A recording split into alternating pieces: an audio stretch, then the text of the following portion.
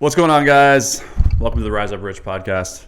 I'm your host, David Haas. Got a very special guest, one of my clients, this guy that's killing it in the middle of a pandemic. I think his story is going to provide a ton of value because it's a story about overcoming what was blocking him to kind of follow his dream, his passion, overcome self-doubt, all of these belief systems that were really holding him back. And, you know, when he contacted me, he was this guy that's full of self-doubt. Now he's this guy that's full of confidence only like 3 months into our coaching, which is awesome. I'm not saying this is me. It's just because he was able to uncover what was really holding him back. And he launches this company in the middle of a pandemic, and he's killing it already.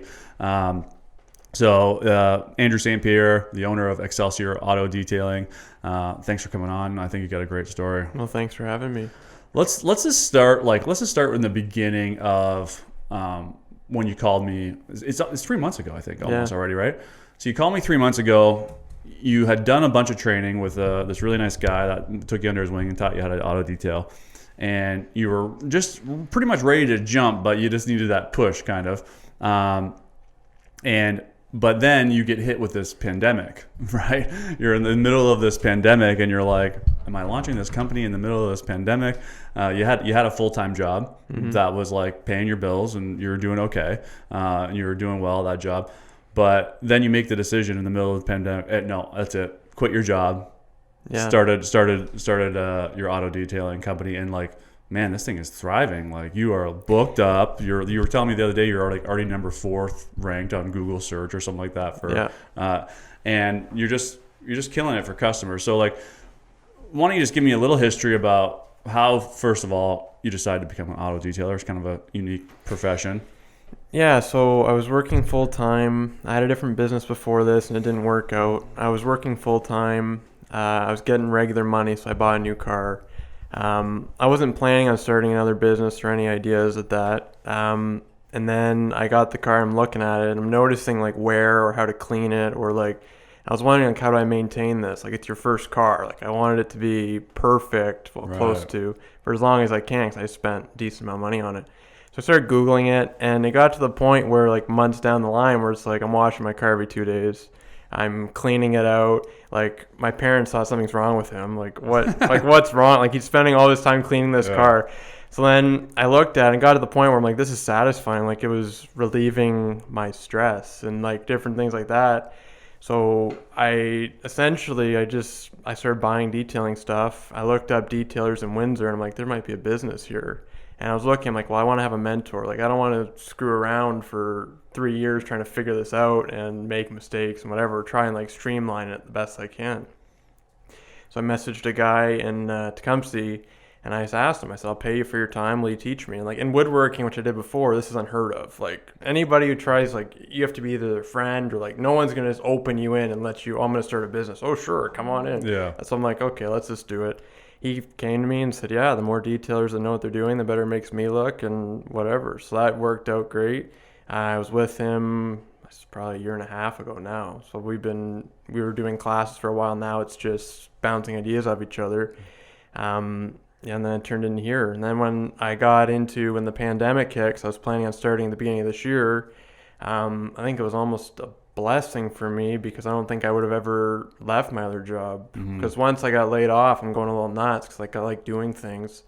And yeah, I just got to the point where I'm like, okay, I want to do it, but I want to make sure the right people in my corner that like I can ask ideas for. Like, the people that you surround yourself with are what's going to give me the best potential. Like, so I wanted to make sure I had the right people to ask questions to, or just me. Like, I knew mentally I need help in that area too. So when I thought about it, I'm like, if I do it, because like I was struggling when I first started talking, he was just leaving in general. Like, that was tough for me. It was like, I'm not going to have benefits. Like, that was a big, it sounds stupid now, but it's like different things where it's like, what if I don't make this amount of money and blah, blah, blah. And it was like, you're on the edge of the diving board and you're just waiting to jump in. Yeah. And that was tough. And then, why I found you was Seamus McCabe at Four Leaf Renovations is a year older than me. I saw his podcast, I think, because I have him on Instagram. I saw he posted it. And then I'm like, okay, let's give this guy a try. 'Cause, I mean, it worked for him. I know how successful he is and what his past was listening to it. So I thought, okay, well, like, he is, that's a blessing in itself, and he's doing great over there. So I thought, okay, let's try it. And then I went to your website, saw you could do, I think it was half hour for free or whatever it was. And that really got me. And I said, well, if this guy's willing to give you half hour for free, like, you can't lose at that. I go, even if I don't like you or something doesn't work out. But no, if it doesn't click, then I lost half hour. So I mean, like, that's nothing. Definitely. So that's how that really started. Yeah, and I think probably the one thing that is going to make you like uber successful throughout your life is that you have the humility to ask for help.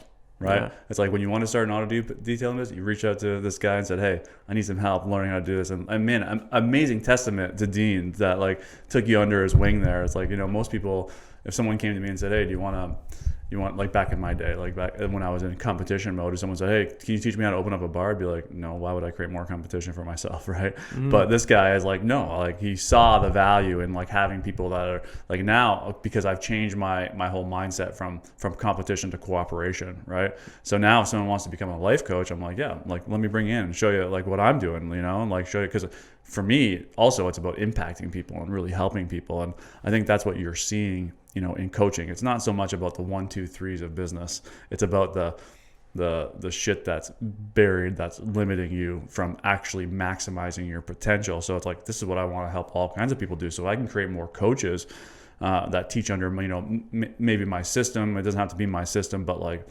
what I'm really helping people get to the root of. And that's what you're finding like with coaching. Like we spent the first like 3 or 4 weeks on like, okay, this is practical strategy, how we're going to get ads out, how we're going to get business, these kinds of things. So let's talk about that first. But then the second half of the podcast, let's talk about the real shit that we're doing. All right. Okay. So the first thing was about just getting you to the point where you've had the confidence, because you had, I would say, very low self-confidence in the beginning, but I was like, I could just see it in you. And I don't know if that's what shifted it for you. Was that you could see that I could see the confidence in you, and maybe you just got it by osmosis? But we didn't really pinpoint this, but there's something happened. Maybe it was the pandemic. Like you and I were talking strategy and like, okay, we're getting ready to launch this thing. And then we just made at the one point, you're like, I'm going to quit my job. Like I'm ready to go. Right. So like, what do you think it was that was like? I think it was a mix of everything. I think it was just I had to do it and learn by going. Like once you jump, or once I made the mind shift where it's like, this is a potential, like this is an option. Like, because when I was at my job before, I'm like, I'm going to do this part-time. Like it was never a full-time thing, like in my mind. And then when the pandemic happened, then we were talking, and I think it just shifted. I'm like, okay, I'll try it. I mean, like I got all this time off, like really doing nothing, going crazy. I might as well try it. And I think it just got to the point where it's like, yeah, I love doing this. And like you can see that, like it didn't feel like I was working. Like, I mean, your wife's car would be a good example. It was hot. Like it was like, and that's when I was started and I was mobile then. Yeah. And it was hot. Like, and it's a black car. It's like the heat's just radiating off you. I'm like, I worked for, I don't know, 7 hours or 6 hours. And it got to the point where it's like, I didn't even feel like I was working. Like, I would feel like I'm working 8 hours in my old job. I'm like, oh my God, I've been here for 12 or 8 or whatever. It's like, I just got here. Like, it's like, so then once you feel that, you're like, this isn't work. Like, yeah. And it probably also helps the fact that you're making more money in that day than you used to make in a week. Right. Which is like, and I think that's a big thing. Like, I love when you said benefits. It didn't have benefits. And like, people get so hung up on, I just want to shake people when they're fucking worried about benefits. It's like, it costs $125 to go to the dentist every 6 months. It's like, brush your teeth, floss your teeth. If you don't have a cavity, you're going to be okay. It's like, people are so hung up on fucking benefits. It drives me nuts. But anyways, benefits are great and all, but it's just like, if it's blocking you from fulfilling like what it is you truly want to do, where you can work 12 hours and it doesn't even feel like you're working, it's like, what the fuck do you care about benefits at that point? It's like, it drives me nuts. But anyways, so you finally, so that, what I think you highlighted there was that basically just by being in the field, like saying, hey, I need a coach. You hire me, right? The pandemic happens, and just by being in it, you're like able to start developing the self-confidence that was required, and then you make the leap. And then when you make the leap, this is like when things like really start taking off. I think this is like the biggest thing for so many people. It's like, just leap, like just go, and then you're gonna figure it out as you go along, right? Like just take that step. It's like, and the step might be as simple, and this is for people listening. Like, if you're thinking about starting a business, fucking get on Facebook and post, hey, I am now an auto detailer. Anyone want their car detailed? Like, start there, Like, I mean, this is one of my biggest blocks for the longest time was like, how am I going to do this, right? And I just had this exact experience, and I'll touch upon it quickly, and then we'll get back to your story. But I made the decision. I had 10 clients, and I made a decision I was going to open it up to 5 more. So I was trying to run all these Facebook ads and do all these things. And then what did I do? Eventually, I ran like $300 on Facebook ads. I didn't get any responses. And then I'm like, I just posted on Facebook, hey, just to let you know, I opened up my books for, 4 more clients. I only had 3 spots at the time. And I filled all 3 of those spots. Yeah. Like with one Facebook post. It's like by basically just letting the world know, hey, this is what I now do. And it's almost like a shift in energy, right? It's like you were this, salesperson at a place, and now I'm doing this. And just letting people know, it starts to bring the business in. And this is what I basically do. That's what I did with Seamus. This is what I do with another client of mine that wants to be a photographer and, a social media person. I'm like, just start doing it. And it starts happening. And so when you take this leap, all of a sudden, like, customers are like flowing in like crazy. And it's like, you had a few little hang-ups there, like where, you got a little bit, I think, obsessed over the how and the website. And I think a lot of that, but then once you just like put it out there, you've been experiencing like really, really amazing success quickly. Yeah, the flow's been really good in customers. And like when you told me to post, like pretty much I'm starting this full time on my Facebook, I was kind of like, okay, like whatever, it's not going to get me anything because I'm not paying for it. Like, what do these people have? Like, it got me, like, I think I reached out to 50 people, which sounds like a lot, but really isn't. Like, when you start writing people down. Oh, that's what it was. That was the biggest tip. The thing. That really boosted my confidence. Because if people know me and they don't, like, I didn't really talk about it. I was doing detailing before this. If they know me and they're like, oh, he's starting a business, and I think it was like 7 out of 50, which doesn't sound like a lot, but open arms. And with my, like, and a big hang up for me, this might relate to you, is my prices were too high. Like, 100% in the beginning. Like, that was one of my biggest, and that's where paying for the coaching paid for itself right there. That one critical piece of advice. Like that by itself, and then the rest is just bonus. Yeah. Because, and with my higher prices, and being mobile was part of the issue. It wasn't connecting. Now it's connecting when people come to me. But if they're willing to let me touch their car at a higher price, going right to them and not even question it. Yeah. And I think about that now, and it's like the amount of trust that, like, those are real leads. Like, those are real people that you want to work for. Yeah. Like, those are clients you want, because you're not, like, right now, if I'm doing ads and let's say I'm getting whatever, 1 client for every, let's just throw a random, $7, let's say. But you're still paying $7 for a client that's paying either less or whatever. These people are right off the bat ready to work with you no matter what your price is. Yeah. Like, those are the clients you want to take care of. And like a big thing, especially now, that I think I had since the beginning of this business, was giving. Like, you have to give to your clients. Like, in the little things, like even when I did your wife's cars, one of the first cars I did, and give them a microfiber towel, give them mints, give them any type of thing. You say thank you, because just that one little small act of kindness will pay off. And people are surprised. Like, I'll do a $2,000 job, like a ceramic, and they notice the mints. Yeah. Like, they're like, wow, this guy gave me mints. I'm like, it's a big job. Like, I give them to everybody. They paid $2,000. They're happy about the 5 they notice that. Mints. Yeah, it's like some people, and I'm like, why you can't afford not to do that. Yeah. Like, any business you're in, you have to give them something. 100%, man. I mean, that was the biggest shift for me in my business, was when I switched from getting to giving. Yeah. It was like, not how could I get customers. It was like, once I had the customers through my door, how could I give back to them, right? It's like, people walk through my door, I want to make sure that they feel like they got $1,000 worth of value for $100 kind of thing, right?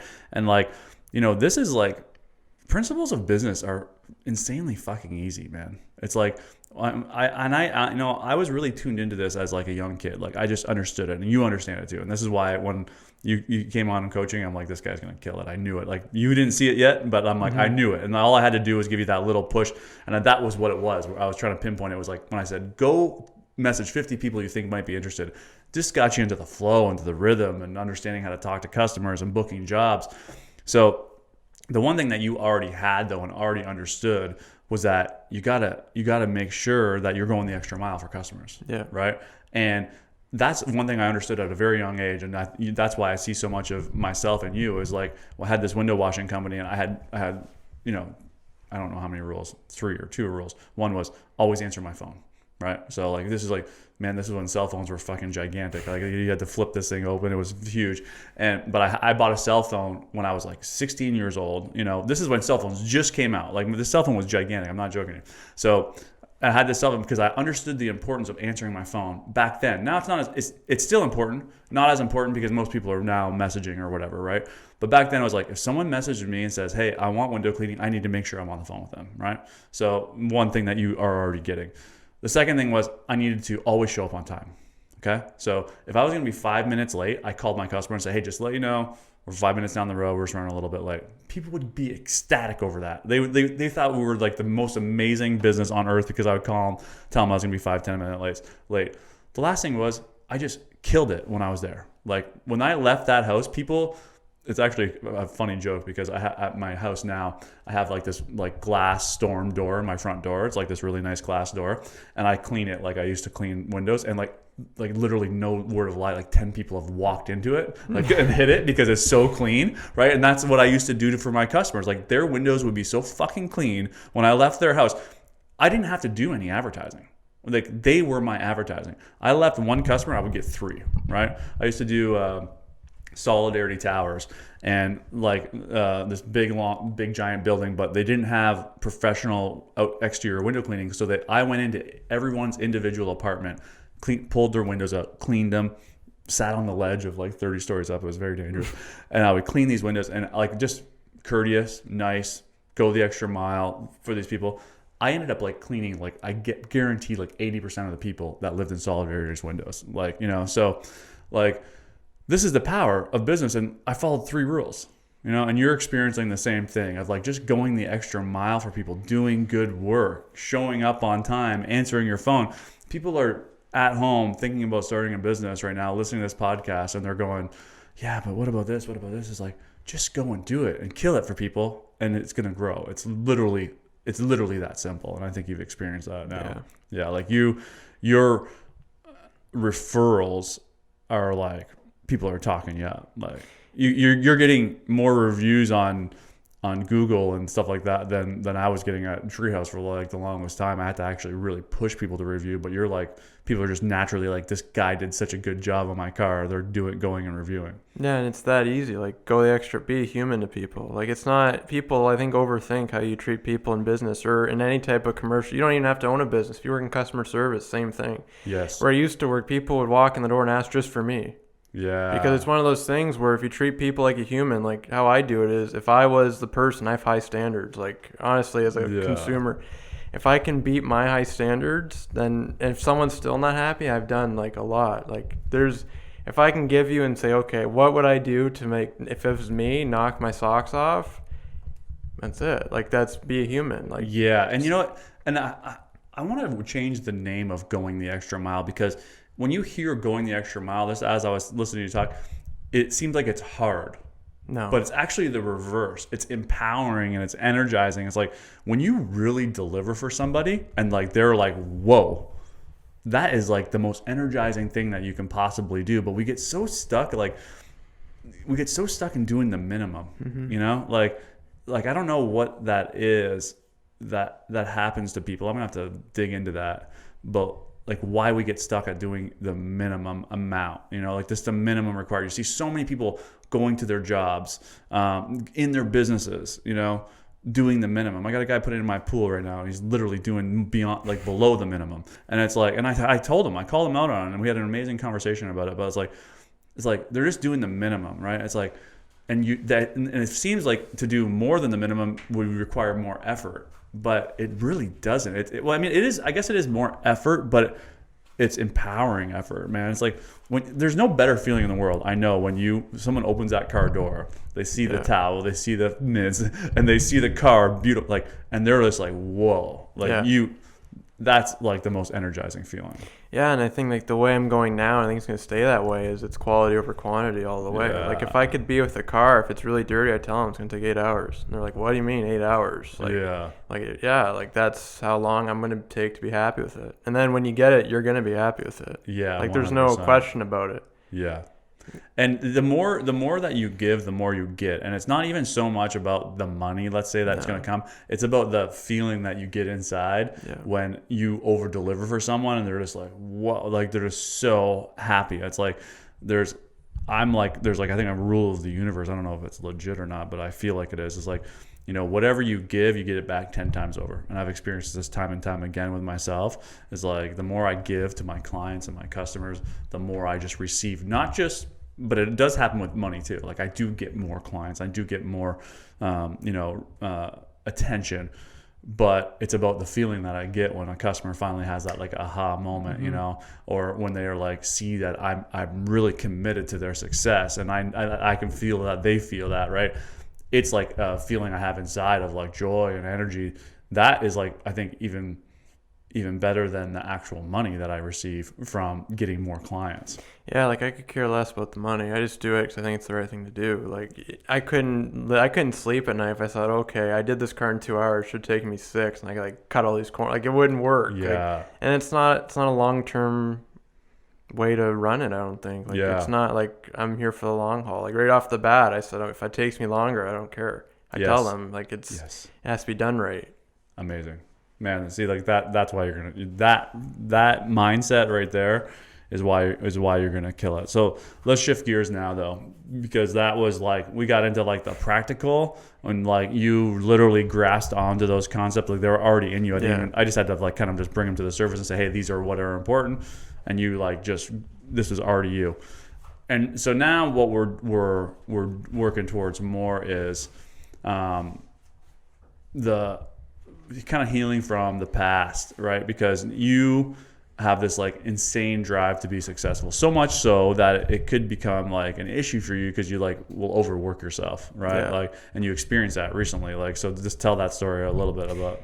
Yeah, so I had a pretty big job the day before, and like it was I think I was honestly thinking about it like money wise, which is part of like I wasn't thinking about it for me. So I did it and I got completed on time. I overbooked the day. Like I had a job that would take me probably 10 hours, and I booked a client drop a car off, and I booked another person to come for a quote, and they took an hour, and like it was a lot. So the next day I got there and it's like I felt like crap. Like I didn't drink enough water the day before. I think like I was just pushing like really hard, and like I almost passed out. Like I had heat exhaustion. Like that's something that it's like I think it's a lesson I'm happy I learned in the beginning versus like when I have a lot of cars sitting lined up or something.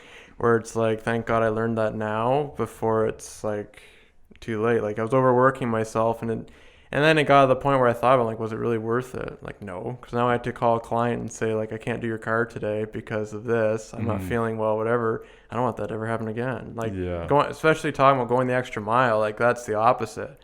And like they're gonna get extra things. Cause like if I screw up, like that's just the way I am. I'll drive to your house and fix it. Like it's not, you're not coming back to me.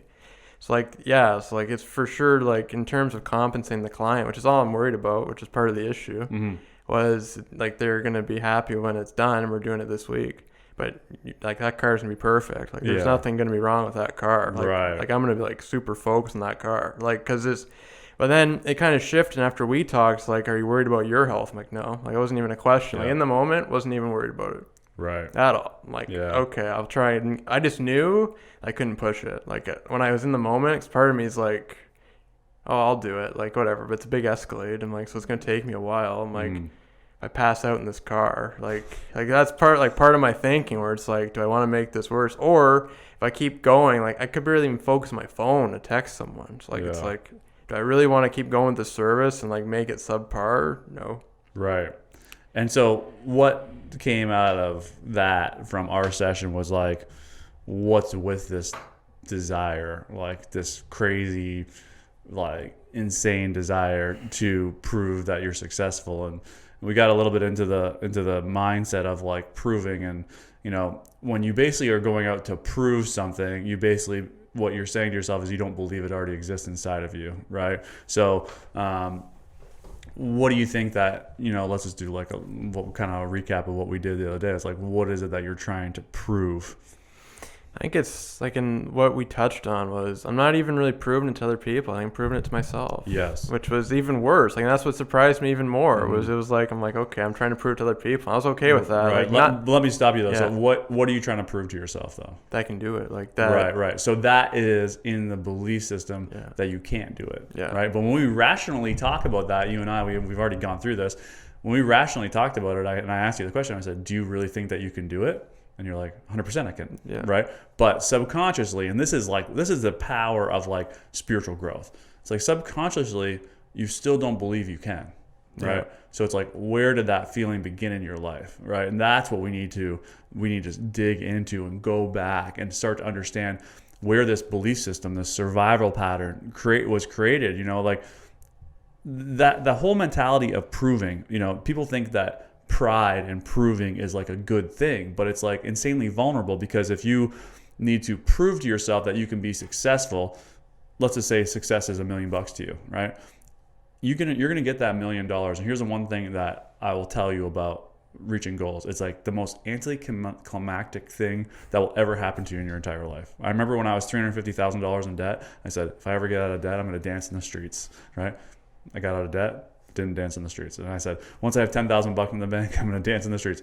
Got $10,000. It was like, once I have $100,000 in the bank, I'm gonna dance. I never danced, right? And it's like, because you have this whole idea and you drive your whole entire life to try and get to this goal. You get there and it's like, you're like, oh, this is it? It doesn't fix anything inside of you, right? Because we're trying to add something outside of ourselves to feel a certain way, right? So the same thing for you is what's happening is you want to prove that you can do it because you don't feel like you can do it inside, and that happens somewhere. So instead of trying to go out and make millions of dollars to prove it, like, let's just fix it. Yeah. What's going on inside of you. So like, if you're open to it, like, and we've talked about this, like, what are some of the reasons why you feel the need that you can't do it? Like a few things, and most of them are school related, which I think a lot of people are going to feel too. Like I didn't think I had these. Like, I mean, I knew the way I was, like internally, but I didn't think it was because of school. I think like every kid goes through school. So like I thought, okay, whatever. But then like digging into them, most of them are school related, like whatever, failing a test or like different things where it makes these like mind, I don't know what to call them, like systems in your head of how things should be, and like they're there forever. So like, for example, if I'm working on a car, it has to be perfect, so I don't want to disprove them. Like I don't want to disappoint them.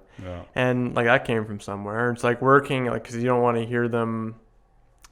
Like I'm worried about if they were to point something out, which is part of it, and that came from somewhere too. Yes. Like, so like there's a lot of things where it's like a lot of the mind systems that you have, and like I didn't, until talking to you, I didn't think this was, I thought, oh, this is the way I am. Right. And I think you point out a really key thing there is that a lot of people dismiss this shit because like, oh, like everybody was bullied in high school or grade school, or everyone was, everyone failed a test, or everyone had parents that yelled at them, and then they think, it's just like, just dismiss it. But it's like, yeah, rationally as an adult, you can be like, it's no big deal. But the problem is that kid, that experience, let's just use failing a test, for example. Yeah. You fail a test and the teacher says to you, it's like, you could have done better, right? I'm really disappointed in you, right? You're fucking 9 years old, It's like, that 9-year-old is not going to be like, well, this happens to everybody. No, that 9-year-old feels like he sucks.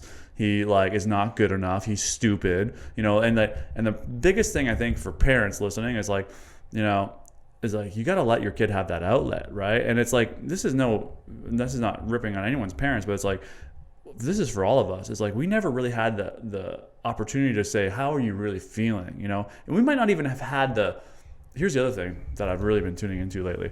We might not even have had the mental cognition to actually be able to process those feelings in childhood. It might not even be available to us. Like for me, when I'm raising my daughter, I'm going to try and allow her to experience every feeling. But here's the thing. She might just her mind might not be developed enough to really understand what I'm trying to do, which is allow her to let those feelings go, right? So this might just be a process that we all have to go through, because they say like the prefrontal cortex doesn't fully develop until you're like 30 or something like that, right? So it's like, that's why a lot of people have spiritual leaps when they're older in life, because they're like their mind is fully developed, right? So, maybe it's not 30. I think it's 18 or something like that. Yeah, it's 18, not 30. But that's why we might not be able to even recognize that we're suppressing or repressing emotions, because we're not fully there yet, with our mental capacity. So what I'm trying to get at with this super long point is that, it doesn't matter how big or how small this thing was. It could be failing a test. Like, the example I use is like, it could be like one girl that you liked that said you're immature. Like, that was one for me, right? That could completely shape your whole entire personality, who you are today. Mm-hmm. That could cause you to want to prove that you can do it so bad to the point where you work 12 hours in fucking 90-degree heat and you almost pass out, right? Like, that's what it had. Like, so like, luckily you're able to recognize that and able to say, okay, now I need to start working on that and start like digging deep and be like, how do I become free of this, right? Mm-hmm. So from what we've worked together now, it's like, what is your understanding of learning how to become free of this stuff?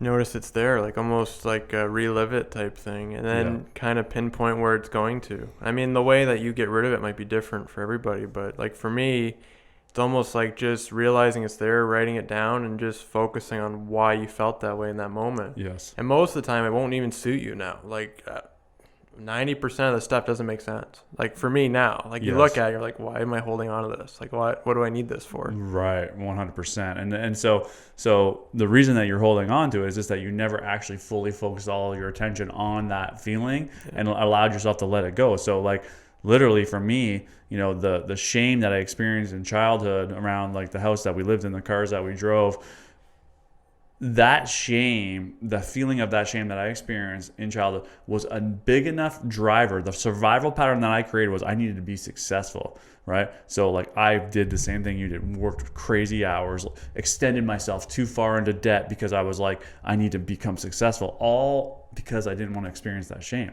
So here's the thing though, it's like once you realize that, what you said, the first thing is just bring awareness to it, right? Just bring awareness to it. Already you start taking some power back from it, right? Second is just allow yourself to feel it. However you want to do that. You can sit there, bring yourself back to that moment and feel it. You can journal about it. You can talk to a coach. You can talk to a therapist, whatever. Allow yourself to just really, truly feel it. And then you'll no longer need to prove anything to anybody because you'll believe it inside yourself. And once you believe it inside yourself, once you start feeling the way you want to feel by achieving the goal will come into your life and it'll be effortless. And that's what we're working on for you right now. Yeah. It's like we're not after a goal. I think this is like critical here, and this is a good understanding for you. It's like you're not after a goal. You're after a feeling, right? The goal is to make Excelsior Auto Detailing this big company. We have employees and everything. That's the goal. But how is that going to make you feel? Is the real question. Yeah, right? Yeah, and you got like a big thing for me, another thing we worked on is like live in the moment. Like that was a lot and that's like maybe I started doing that like or thinking about it 2 weeks ago. It makes such a big difference. Like I'm worried about today. Yeah. Not 2 months from now or winter. Right. So it makes a big difference. And I think an important part about that too is that just because you've experienced a few moments where you're like you get focused on today, it doesn't mean you're going to still jump to the future every now and then. Like just like you said about that one is like that one job that you're making it about the money. And like this happens to me too. Still to this day with all the work that I've done. Like I've read hundreds of books on this stuff, and it's like I'll still catch myself like chasing money sometimes. I'm like, what the hell am I doing? Like I have to bring myself back. Get back realigned with what it is that I know. So it's like. It's just because you experience one present moment doesn't mean you're gonna come back and you might start projecting into the future again. It's just noticing it now. Like I never noticed it before. Yes. Right. It's like you. What I think I do for probably most of my clients that I think is the biggest thing is like I just teach them how to move into observer mode, which is basically observe what's going on in your mind, observe what story you're telling yourself, observe what feelings you're feeling when shit happens, and when you start to observe them, you can start to ask yourself, where did this begin in my life? And start to go back there, right? So where do you see the business going? I mean, like let's talk about where you were and where you are now, as far as like let's talk like fucking numbers. Like let's talk like how many jobs. You don't say exact numbers, but like no, let's talk numbers if you're comfortable with it.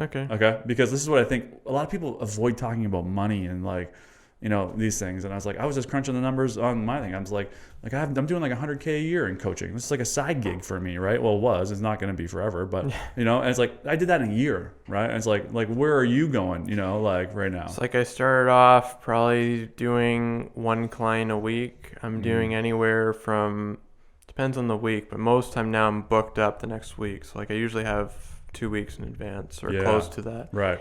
And like a lot of that's just flowing. Like that's not me pushing people advertising a lot. No. So like most of it is once you do a car and they hear your name or whatever, or like and this was a big thing I didn't think would make a difference, was I'm literally working in a garage and I put a sign at the end of the driveway. Like that, I spent $400 in this sign. I think I've gotten close to $1,000 in jobs as like people walking in and just talking to me. It sounds stupid. Like I thought, why do I need that? Like I'm working.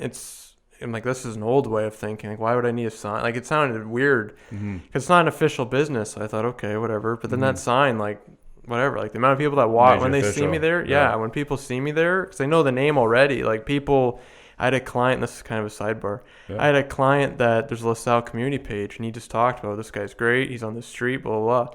So what that did was it didn't give me a ton of jobs. I got awareness. Like now when they see the sign, like, oh, that's where he is. Like they pulled in. I saw you. This guy was so happy. Blah blah blah. Look me up and whatever. I have all 5-star reviews. It just makes a big difference. So like on average, like when you left your job, what were you making at your job? So it was like $15 to $17 an hour in that ballpark. So you're making like $600 a week. Yeah. Right. Well, before taxes. And benefits. And benefits and all that. So even less. Too, right. So you're making even less money, and now you're making that like in one day. Could be on one job. Yeah. Yeah. Right. And the other thing that I think that you really understood really well was that you went and got certified in ceramic. So like this is a complete sidebar from the real, but like just take a second to tell people what ceramic coating is all about for their car, because I think I before I met you I didn't even know what ceramic coating was.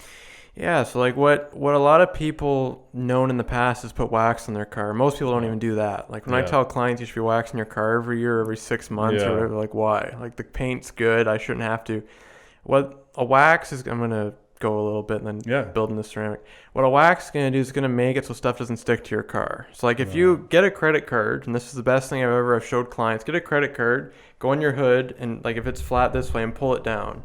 If it sounds like sandpaper, it's because there's stuff stuck in your paint. So it needs to be taken out. Like don't go this way and scratch it. I mean pull it, pull it down, you'll hear pull it down, Yeah, so like if you don't put wax in your car, that's going to build up quicker. What that's going to do is it has a bunch of contaminants that are actually like stuck in your paint. They can be removed, but that can actually cause rust. So like what I tell people is, because people don't think about it, is why aren't you protecting the most expensive part of your car? Yeah. All the paint work, people think, oh, the engine's, no, it's your paint. Like if you replace a quarter panel, it's $500 or $400. The whole paint, like you want to protect it. Yeah. So like what wax is going to do is it gives you a short term of protection. It's not going to give you any like scratch resistance or any like really slick. It'll make it glow and it'll make it like slippery. What a ceramic is essentially a glass layer that goes on top of your whole paintwork. So it's a very in-depth process. What a lot of people do, especially... It takes you like 4 days. Yeah. For the way I do it. Now, there are different people and different systems. You can do it in a few hours. Mm-hmm. I wasn't totally sold on that. Like, we're built into, like, my service is built on going above and beyond and high quality. Like, it's so, like, people, and this is a bit off, people ask me, can you just wipe down my interior? No, I don't do that. Like, I know me because... I'll lose money. Like I'll instantly, there's gum in this thing, I'm gonna take the gum out. Like it's not in the service, I'm gonna do it. Yeah. So with ceramic, when I was looking around for different companies and like I'm like looking, I'm with Ceramic Pro. I'm the only one in Windsor with this company. What's nice about them is they coat with the system. I coat your paint, your glass, your trim, your rims, the whole car. You can get a service in town. I'll throw out a number. For a sedan, it's $800. They coat your paint once. It lasts for 3 to 5 years ish. I like lasts up to, because you never know when it's gonna die. Right. And then it's just your paint work. It's $800. They have it for the day, and you're good. Yeah. Mine takes 4 days because it's multiple steps. Yeah. It's incredibly hard. Mm-hmm. It's warranted. So if it's dead before 5 years, you come back. Yeah. Like you pay for that. So, like, for example, like, just for the coating, they're charging $800. I'm charging $1,049 for the sedan. So, I mean, for an extra $200, I just tell clients, like, I don't try and sell it. I don't have to. I just educate them. Okay, if you don't pick me, I get it. Like, you want to shop around, ask them these questions. Yeah. How long will it last? What product is it? Because I tell people, a lot of shops, and there's a bunch of different people in Windsor, they're just putting consumer grade stuff on your car. Yeah. So if you can buy it, why are you paying them a ridiculous amount of money to put it on? It doesn't make sense. That, and so the first thing is, what are you using? If they don't tell you, then don't go with them. Like, that's the biggest red flag ever. Second is, how long does it last? 'Cause that's important. If they say, oh, I don't know, 2 years to 5 years, don't do it. Because they either don't know what the product is, they haven't been applying it long enough to know. 3 is how hard it is. So that's important, because like factory clear coat, and this is straight numbers, but I'll go through it. It's 2H to 3H, and that's hardness. There's a factor of measurement there. I don't know, but I really should start learning because I'm selling this to people. Yeah, I don't know the factor of hardness. Coatings are anywhere from 5 to 9. So mine's 9, so it's 3 times stronger. There's a coating that could be 5, which most consumer grades are. 5, well, if your coating's 3, why would you put something that's 5? Like, it's not even double the hardness of it. There's no point in terms of putting that on. Third thing, and I love this one, it's maintenance. Because every coating needs maintenance. So the second you say, what's maintenance? Oh, it's good forever. They're lying. Like, it's the biggest lie, because there's 2 layers on a coating. There's the durability, which is going to prevent like bird crap from etching on it. It could provide scratch resistance. I say resistance, not proof, because someone's going to drive it through a forest or something, or take a barbecue brush. But it makes a difference. The second part of the layer is slickness. So it's going to provide, like, that's what you see. Like, if you look up ceramic coating on Google, the first thing you're going to see, or on YouTube, is all, like, they spray water and all the beads come flying off. Like, it's the most mesmerizing thing ever to do. That's what dies over the year. Like, that's what you're going to know starts to go, because how it works is there's a bunch of tubes on top of the layer, and with abrasion, like washing it, they wear down. So every year or so, you have to put a topper on it that puts them back. So like a lot of clients from whatever, and people come to me that they've gotten ceramic from other places. Oh, I need new ceramic on my truck. Like, this is a buddy of mine. It's like a good friend of mine. So he pulled in, whatever, we looked at it. Someone else did it in town. I go, how old is this? He goes, whatever, it's a year old. I'm like, so I looked it up. It's a 5-year coating. I'm like, well, that doesn't make sense. So whatever. So I said, well, what maintenance have you done? Oh, he told him I didn't need any. I'm like, that's wrong. Like, and this is like a big guy in town. Like, I said, okay. I go, well, let's put a topper on. He was expecting to pay $1,700. We did it for $100. Nice. And fixed it. And that's what, like, a lot of coatings are like that. 'Cause once clients see that the bubbles are gone, some shops tell people that. Once the beading's gone, your coating's gone. That's not true. It's still durable. You just need to put a topper on it. It's like, it's just education. Yeah, and I think if just by listening to Andrew tell that story, you can just tell that, like, this is a guy that is like knows his shit. Like, you know what I mean? Like, and like that's how dedicated you are to like really delivering for people, is that you want a product that's gonna, you know, last. And so you've become one of the only certified applicators in pro coatings. In pro coatings, not there. You can get ceramic other, but this one that's guaranteed for 5 years, are the only certified guy in Windsor that's doing that right now, which is unbelievable. And it's a testament to just like getting into the field, like, you know, things that you experience by just getting into the field, meaning you just started doing the work. You went and got a sign. You did. You realized your prices were too high. You played around with some Facebook ads, some work, something that you reached out to 50 people. Like, you figured out how long it actually takes to do cars. You figured out what products you actually want to sell. It's all stuff you figured out by, I don't even want to say figured it out. Like, you absorbed it from just being in the field and just actually getting into action. I tell people this all the time. It's like, don't worry about the job that you're leaving.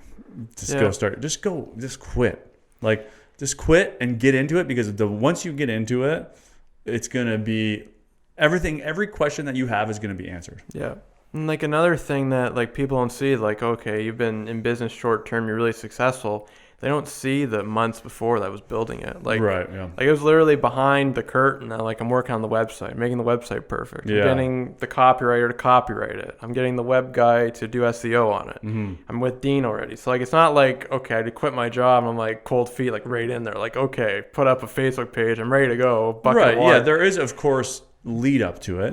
But and you know, there is that's I think where the balance is, where you keep your job and you start getting everything ready to start your business. But you know, people really get hung up on all the things that they need to do to start their business, like the biggest, like, I need business cards, I need a website, I need this, and it's like, for you definitely didn't need training. Like, you needed to understand how to detail cars. But really, when you really think about it, though, if you really wanted to get really wild, you could have started an auto wash business, Yeah. just going to people's houses and washing their cars, and grew into a detailing business right away. Right. Yeah. You know, like just by messaging 50 people and saying, hey, just to let you know, like I'm just starting this at-home service where I come wash your car, do your interior. I'll do a really good job. You know, it's $50. You know, you're in and out of there in an hour. You could have you could have started, use that money to fund the paying for your website all while you're learning. It's like, I think the importance is like, I think there's a balance of like, yeah, you want to make sure you get things in line, but don't let that be your crutch, you know? And I think that's kind of a little bit where you were at, you know, like, like when you got with me was like, you were like, you know, I got to get the website. I'm like, you just got to like, just message 50 people and tell them you're ready to roll. Right. And then bam, you were like literally off to the races. Right. So you don't, I guess, get stuck in analysis paralysis is essentially what I need to make this perfect, because perfectionism, again, is another mechanism that we've created to make sure that we don't ever feel like a disappointment again, or ever feel like we're unworthy or undeserving ever again, right? So it's just something that's holding us back from achieving our greatness. And once we step into that field or take that leap into the field, you're going to see the infinite possibilities. And that's where you're at right now. Like, that's why I see it for you. I don't know if you see it yet, but like,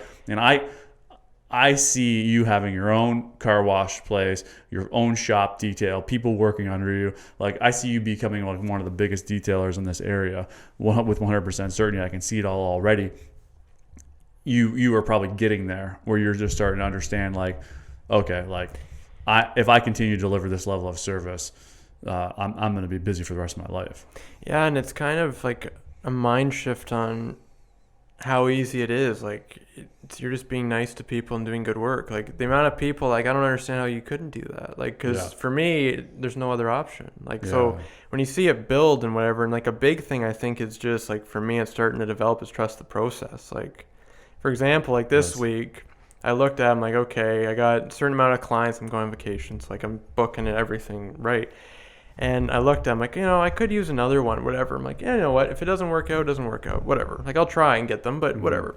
So then a few hours later, I got two more. It's like, because I wasn't stressed, but like it was getting on the point where it's like, it's potentially I could be. Yeah. And I looked, I'm like, yeah, whatever. Well, like it's a total mind change where it's like, 100%. Just believe in what's going to happen. Like, whatever, like, don't not like try, like I'm not sleeping at home for 3 days waiting for clients to call me. That's not what I'm saying. Right. But what I'm saying is, like, working in it, don't stress out about the future too much. Yes. Like, it's going to happen. You couldn't have said that better, man. Like, when you get, it's almost like a moment of surrender. It's like a very subtle surrender, basically just having faith that a higher power, whatever it may be, whatever your understanding of this, is going to make sure that all your needs are fulfilled, right? And whatever it is that you want to attract into your life can come into your life, you know? And like, I have a perfect example of this. I just had this huge insurance problem with my business downtown, and I wasn't getting renewed for insurance, and all these things were happening. And my wife was all stressed out about it. I'm like, it's all going to work out. Like, don't worry. It's all going to work out, right? And it ended up working out, and I ended up saving like $7,000 a year in insurance, and it all ended up happening right in the exact moment, like when I had needed insurance to open up the bar, and it all came together. I'm not going to get into all the specific details, and it's just like, it didn't mean that I stopped. And I think that there's another thing they said was amazing. I didn't stop making phone calls to insurance companies. Like, I was still actively pursuing moving forward, but I wasn't stressed about it. I was just like, it's all going to work out. I'm just going to keep making these calls. I knew what I had to do. And the same thing for you. And guess what? It worked out, right? And so, like, just having that faith, having that surrender, knowing that you're going to be okay is like, you said it, it's like a huge shift. Yeah, and like another thing happened to me this week, and this is I think gonna play a factor. Like, with your coaching, a big thing was don't worry about money. Like, so I used to stress out about money or where I'm gonna get my money and whatever. And like, for example, I had a $1,700 job this week that fell through. Like, and they had a deposit, and like, I'm not gonna get into the story, but something happened where they couldn't afford it anymore. And like, my buddy asked me, "Are you stressed out?" Because I'm like going on vacation. I'm like, no, it's gonna work itself out. Yeah. It's like, then like literally, and this was on Monday. It was for Wednesday, Thursday, Friday, Saturday. It's like, like you look at it, job, like mentally, like you look at it and you're like it took me a second. Like, I'm like, oh, okay, like this is going to see how this turns out. Yeah. Like before, like if I didn't have like the knowledge that I got from you, I think I'd be stressed out. Like I wouldn't know what to Yes. do. But now it's like I looked at it and like within 2 days I filled all the jobs. Like it wasn't even just like I looked at it Amazing. and like Amazing. whatever. You've moved. There's still a little bit of force there, but you are like 90% in the state of flow. It's a big difference. Yeah, like you're just flowing right now, and it's a testament to what your business is doing. So yeah, let's wrap it up there, man. Give everyone an idea where they can find you, how they can book with you if they want to get their car detailed. And then let me just pitch you for a second. I had Andrew do my wife's. My wife has like a 2009 Range Rover, and it's a nice car in great shape. But I mean, it's a 2009. And so I'm like, hey, Andrew, come do my wife's car. Like literally, this thing is like brand new now. Like people constantly are commenting on that car. Like, whoa, like what is that car? Brand new. And it's like, it's just you just made it look beautiful. Literally, I've had details before, but never one that in depth. You're sweating, dying at my house for 8 hours that day, right? But like literally, the car is amazing. So how can people get that extra mile service? How can they book with you? Yeah, so you can find me at excelsiordetailing.ca, Excelsior Auto Detailing on Facebook, or Excelsior Auto Detailing Instagram. You can send me a DM. We can quote the car, look it over, whatever. If you have questions, send them to me. Whatever, like I'm open. Yeah, and I think that's what you do for people. You really educate them and That's tell important. them, tell them what they're actually getting. But how do you spell Excelsior? Excelsior. Okay, good. So if you want to book with Andrew, just hit him up, DM him. He's amazing at getting back to people.